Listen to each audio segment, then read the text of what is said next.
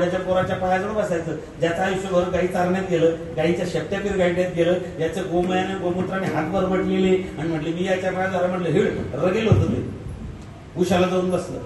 एक वाक्य आहे, झुकता वही है जिसमें जान होती है, अकड़ तो मुर्दे की पहचान होती है. दुर्योधन उशाला जाऊन बसला. अर्जुन आला, अर्जुन देवाच्या पायाकडे बसला. देवाला जागली, देवानं पाहिलं, अर्जुन दिसला. म्हणलं अर्जुना केव्हा रे? दुर्योधन म्हणलं देवा असं तोंड करून कामं करायचे नाही, लहानपणापासून तुला सवय वशिलाबाज माणूस आहे तुला. म्हणले आधी मी म्हणले मी तुला बघितलं. म्हणले नाही नाही. म्हणले भांडू नका. अर्जुनाने सांगितलं देवा, देवाने सांगितलं दुर्योधन तू मोठा आहे, अर्जुन धाकटा आहे आणि नियमानुसार लहान्याला आधी मागू द्यायचं असतं. तो म्हणला ते मला मान्य नाही. देवाने सांगितलं भांडू नको, माझा आहे. एकीकडे माझं सैन्य आहे, एकीकडे मी आहे. आणि मी असा आहे, माझं प्रतिज्ञा आहे, हाती शस्त्र धरणार नाही, मी निशस्त्र उभा राहील.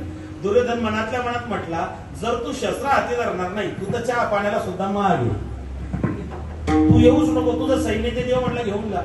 दुर्योधन खुश झाला. देवाने त्याला सैन्य द्यायचं कबूल केलं. आणि मग जय बडेश भगवंतानं अर्जुनाला चिमटा काढला. म्हणले अर्जुना हार तेरी निश्चित है, तू रहेगा उदास. अर्जुन हार तेरी निश्चित है, तू रहेगा उदास. माखन ले गया दुर्योधन, तेरे पास बची छाछ. अर्जुन हसला आणि अर्जुनाने उत्तर दिलं देवा जीत मेरी निश्चित है, मैं न रहूंगा उदास. माखन ले गया दुर्योधन तो क्या हुआ, माखन चोर तो है मेरे पास.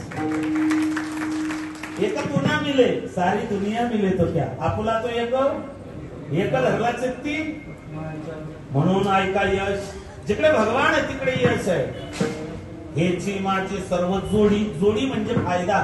माझ्या जीवनातली हीच जोडी आहे. भगवंतानं सांगितलं नुसते गुणानुवाद गाऊन पोट भरत नाही, दुसरं काहीतरी मागा. देवानं ऑप्शन दिले मुक्ती, धन, संपदा. तुकोबराय सांगता हे सुद्धा नको. अभंगाच्या तिसऱ्या चरणात मुक्ती, धन, संपदा.